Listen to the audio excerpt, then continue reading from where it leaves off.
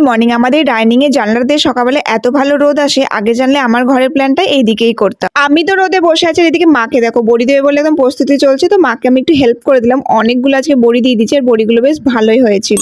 বেশ ভালোই রোদ এসেছে, বড়িগুলো ভালোই শুকোবে। আর এখন 11:30 বাজছে, আমার এখনো ব্রেকফাস্ট হয়নি, তো আমি প্রথমে ব্রেকফাস্টটা করে নিই। রাত্রেবেলা আজকে আছে বিয়ে বাড়ি ইনভিটেশন, সেই জন্য একটু ভ্রু প্লাক করে নিলাম, কারণ অনেকদিন ভ্রু প্লাক করা হয়নি, মুখটা দেখতেও কেমন লাগছিল। আর আমার মতন যাদের সেনসিটিভ স্কিন তারা জানে ভ্রু প্লাক করার পর মুখের অবস্থা কতটা খারাপ হয়ে যায়, কিন্তু আইসিং করাটা খুবই দরকার। আজকে জানো তো আমি শুধু কন্ডিশনার দিয়ে চুল ধুচ্ছি, শ্যাম্পু করিনি। এই ট্রিকটা আমি অনেকদিন আগে শুনেছিলাম, ইটস ওয়ার্কিং। দুপুর আছে খুব সিম্পল মেনু ছিল, সোয়াবিন তরকারি আর ভাত, আরো কিছু ছিল যেগুলো আমার খাবার মতন ছিল না, সেজন্য আর খাইনি। আর আজকে আমার বড়ি দিয়ে হাতে ভীষণ ব্যথা করছিল, সেজন্য একটু বাম লাগিয়ে নিলাম। সচরাচর আমি দুপুরবেলা খুব একটা ঘুমাই না, বাট আজকে এত ঘুম পেয়েছিল 2 ঘন্টার জন্য, তো নিঃসন্দেহে ঘুমিয়ে গেছিলাম। তো এখন আজকে রাত্রের ঘুমের 12টা বেজেছে, বুঝতে পেরেছি।